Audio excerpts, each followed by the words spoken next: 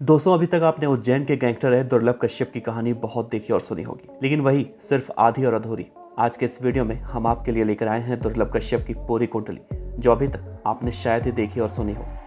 Video थोड़ी लंबी जरूर हो सकती है, क्योंकि दुर्लभ कश्यप के बारे में इस वीडियो में पूरी जानकारी है। अगर आपने इस वीडियो को यहाँ पर पूरा देखा तो आपको कहीं और जानने की जरूरत नहीं पड़ेगी। तस्वीर में आपको काली शर्ट पहने एक लड़का दिख रहा होगा। नाम है दुर्लभ कश्यप। आंखों में काजल, माथे पर टीका, गले में काला कपड़ा, यही पहचान थी दुर्लभ कश्यप की। दुर्लभ कश्यप नाम का ये लड़का अब इस दुनिया में नहीं है। एक गैंग वॉर में ये मारा जा चुका है, लेकिन उसके मरने के बाद उसकी फैन फॉलोइंग इतनी ज्यादा है कि देश भर के कोने कोने में उसके नाम से अब अपराध किया जा रहा है। तो आखिर दुर्लभ कश्यप की मौत के बाद भी उसका नाम इतना क्यों मशहूर हो गया?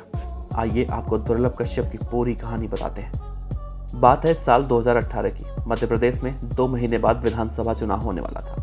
उज्जैन के तत्कालीन एसपी सचिन अतुलकर ने उज्जैन में ऑपरेशन पवित्र चला रखा था और उसी के तहत उज्जैन से गुंडे और बदमाशों को पकड़ा जा रहा था। तभी दुर्लभ कश्यप भी अपनी पूरी गैंग के साथ गिरफ्तार हुआ।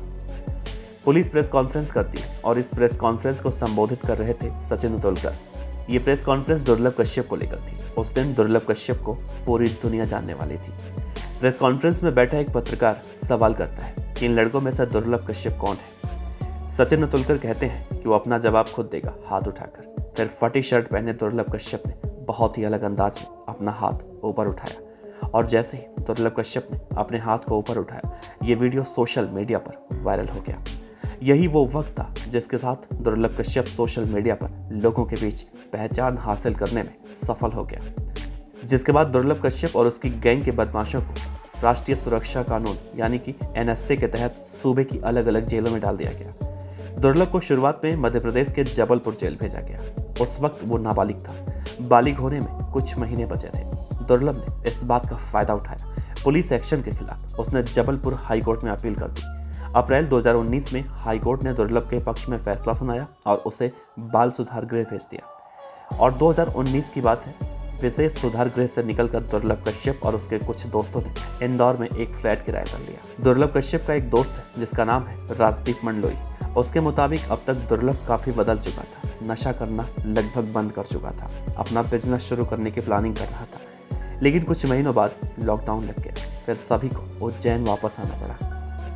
सितंबर 2020 में लॉकडाउन खुल चुका था। नाइट कर्फ्यू चल रहा था। इसी महीने की 6-7 तारीख को दुर्लभ कश्यप अपने साथियों को अपने घर पर बुलाता है। खाने के लिए अपनी माँ से दाल बाटी बनाने के लिए कहता है। खाने पीने के बाद उसके दोस्त जब सिगरेट पीते हैं तो देखते हैं कि सिगरेट खत्म हो चुकी है और रात में चलने वाले चाय के ठिये भी बंद हो चुके थे। इसी बीच दुर्लभ कश्यप का एक दोस्त कहता है कि मैं हेलावाड़ी इलाके से आ रहा हूँ, वहाँ पर एक चाय की दुकान रात भर खुली रहती है। बस दुर्लभ कश्यप उसके साथी बाइक पर सवार होकर चाय की दुकान पर यानी कि हेलावाड़ी निकल जाते हैं। हेलावाड़ी उज्जैन का वो इलाका है जहाँ पर हेला मुस्लिम समुदाय के लोग काफ़ी संख्या में रहते हैं। यहाँ दुर्लभ कश्यप का एक विरोधी गैंग भी एक्टिव हुआ करता था। इस गैंग ने अपना नाम रखा था कुत्ता कमीना चीज। शॉर्ट फॉर्म में खुद को गैंग के लोग केकेसी गैंग कहते थे। इस गैंग का लीडर था रमीज राजा। हेलावाड़ी के जिस दुकान में दुर्लभ अपने दोस्तों के साथ चाय पीने गया था, उसका मालिक था अमन उर्फ भूरा, रमेश का भाई। दुर्लभ कश्यप इन दिनों तक कुख्यात हो चुका था। भूरा ने दुर्लभ कश्यप को पहचान लिया। इसके बाद दुर्लभ और विरोधी गैंग के बीच वहां पर झड़प हुई। कुछ घंटों बाद जब पुलिस मौके पर पहुंची तो यहाँ पर दुर्लभ की अधनंगी लाश मिली थी, जबकि उसके सभी दोस्त वहां से फरार हो चुके थे। पोस्टमार्टम रिपोर्ट के मुताबिक दुर्लभ कश्यप को 36 से ज्यादा बार चाकू मारा गया था। दुर्लभ की मौत के बाद उसकी अंतिम यात्रा सोशल मीडिया पर एक इवेंट की शक्ल ले चुकी थी। जो लोग अब तक दुर्लभ कश्यप मिले भी नहीं थे, उसे जानते तक नहीं थे, उसकी अंतिम यात्रा में शामिल हो रहे थे। सोशल हैंडल्स से अंतिम यात्रा लाइव किया जा रहा था। सोशल मीडिया पर दुर्लभ कश्यप का वजन इतना ज्यादा बढ़ा दिया गया था कि उसकी असली इमेज गुंडों वाली छिप गई थी। उज्जैन के जीवाजीगंज थाने के अधीक्षक गगन बादल कहते हैं, दुर्लभ कश्यप एक सामान्य अपराधी था।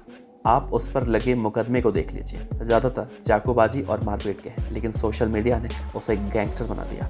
लेकिन सवाल यह है कि दुर्लभ कश्यप के साथ कुख्यात शब्द कैसे जुड़ गया। साल 2001 में पैदा हुआ दुर्लभ कश्यप का बचपन बहुत अच्छे माहौल में नहीं बीता।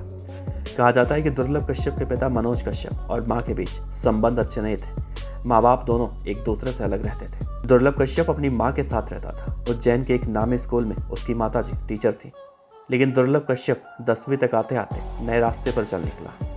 नतीजा ये हुआ कि उसका पढ़ाई में मन नहीं लगता, 10वीं में फेल हो गया। साल आया 2016। उज्जैन में सिंहस्थ का आयोजन था। यहीं से दुर्लभ कश्यप का उभार शुरू हुआ। उज्जैन के फ्रीगंज से हर साल 26 जनवरी को दोपहिया वाहन रैली निकाली जाती है। दुर्लभ भी इस रैली में शामिल हुआ। डीजे, खाने पीने के इंतजाम की जिम्मेदारी दुर्लभ कश्यप पर थी। गणतंत्र दिवस की शुभकामना वाले पोस्टर भी छपवाए गए थे, जिसमें दुर्लभ कश्यप की फोटो लगी थी। पॉपुलैरिटी के बीच एक सनक जिंदा हो रही थी। स्थानीय बदमाशों में अलग दिखने की होड़ लग रही थी। दुर्लभ कश्यप हर छोटे बड़े बदमाशों से मेलजोल बढ़ाना शुरू कर चुका था। मुलाकात हुई हेमंत वाडिया उर्फ बौखला बदमाश से। फिर दुर्लभ अपराध की दुनिया में आ गया। फरवरी 2017 में दुर्लभ पर पहली बार पुलिस ने मामला दर्ज किया। तब दुर्लभ कश्यप ने अपने साथियों के साथ मिलकर एक 18 साल के लड़के को चाकू से हमला कर दिया था। इस घटना में सामने वाले लड़के को कोई खास चोट तो नहीं आई। पुलिस के मुताबिक उज्जैन का दानी गेट इलाका डागर और टाक परिवार के बीच दबदबे की लड़ाई का गवाह रहा है। इस लड़ाई की मुख्य वजह उज्जैन में कार्तिक मेले में उठने वाला पार्किंग का ठेका। हेमंत बोखला के जरिए दुर्लभ कश्यप डागर परिवार के करीबी राहुल किलोसिया के कांटेक्ट में आया। किलोसिया को अपना कारोबार चलाने के लिए नए लड़कों की जरूरत थी। दुर्लभ और उसके साथियों को पनाह दी जाने लगी। किलोसिया ने उज्जैन के बाहरी इलाके में मौजूद एक फार्म हाउस को दुर्लभ कश्यप और उसके साथियों के लिए खोल दिया था। गैंग के लड़के यहाँ पर आते, शराब, गांजे और नशे में डूब जाते। बदले में ये लड़के किसी भी वारदात को अंजाम देने के लिए तैयार रहते थे। दुर्लभ कश्यप पर जनवरी 2018 में पहली बार हत्या का मुकदमा दर्ज हुआ। 11-12 जनवरी की दरमियानी रात दुर्लभ कश्यप और उसके साथियों का आमना सामना राज परिवार से जुड़े कुछ लड़कों से हुआ। कई घायल हुए। दोनों गुट अपने अपने साथियों को लेकर उज्जैन के सिविल हॉस्पिटल पहुंचे। यहाँ फिर से दोनों गैंग आपस में टकरा गए। दुर्लभ गैंग के लड़कों ने अर्पित उर्फ कान्हा पर चाकू से हमला कर दिया। 13 जनवरी को उसकी मौत हो गई। इस मामले में दुर्लभ कश्यप और उसके साथियों को आरोपी बनाया गया।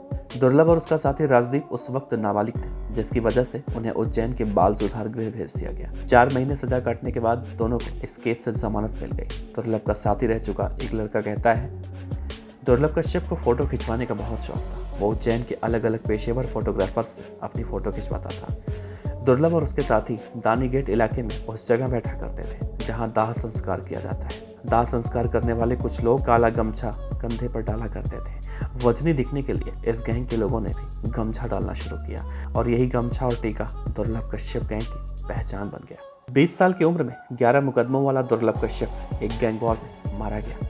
क्या वो वाकई में मर चुका है या कहीं जिंदा है? अगर नहीं तो फिर उसके नाम पर कत्ल क्यों हो रहा है? क्यों फेसबुक से वो अब तक गायब नहीं हुआ? मध्य प्रदेश के सागर जिले में 60 साल के शिव कुमार दुबे, 57 साल के कल्याण लोधी, मंगल अहिरवार की सिर कुचलकर हत्या कर दी गई। अगले दिन सोनू वर्मा नाम का एक युवक भी मारा गया। इन सब में एक बात कॉमन थी, ये सभी चौकीदार थे। इस कत्ल में एक नाम खुला 19 साल के शिव प्रसाद धुर्वे का। उसे भोपाल के कोहे फिजा इलाके के बस स्टैंड से अरेस्ट किया गया। शिव प्रसाद धुर्वे ने जो नाम लिया वो सुनकर पुलिस चौंक गई। उसने कहा कि वो दुर्लभ कश्यप की तरह मशहूर होना चाहता था। गिरफ्तारी के दौरान धुर्वे पुलिस से हंसते हुए बोला था, एक और को निपटा दिया। काम के वक्त सोना मुझे पसंद नहीं है। जितने भी चौकीदारों की हत्या की गई है वो सभी काम के वक्त सो रहे थे। दुर्लभ कश्यप गैंग का एक और सदस्य चैन सीके 14 जुलाई 2022 को इंस्टाग्राम पर लाइव आया। चैन सीके और उसके साथी पार्टी कर रहे थे। इस पार्टी से 2 रोज पहले ही चैन और उसके एक साथी ने इंदौर में अनिल दीक्षित नाम के एक बदमाश पर गोलियां चलाई थी, जिसके बाद उसकी मौत हो गई थी। जिस रोज चैन सीके इंस्टाग्राम पर लाइव आया था उसे दिन अनिल दीक्षित की मौत हुई थी। चैन ने इस वारदात को अंजाम देने से पहले इंस्टाग्राम पर ऐलान किया था कि पुलिस ने इस पर 30,000 रुपए का इनाम घोषित किया था। दोनों को 10 दिनों के भीतर अरेस्ट किया गया। पुलिस दावा करती है कि दुर्लभ कश्यप मर चुका है, लेकिन कई राज्यों में उसके नाम की मौजूदगी आज भी सुनाई देती है। इस पूरे मामले में उज्जैन के एसपी सत्येंद्र कुमार शुक्ला कहते हैं कि दुर्लभ कश्यप गैंग अब खत्म हो चुकी है और नौजवान पीढ़ियों से वो अपील करते हैं कि अगर वो सोशल मीडिया के जरिए दुर्लभ कश्यप से प्रभावित हैं तो उसका अंजाम भी देख लें।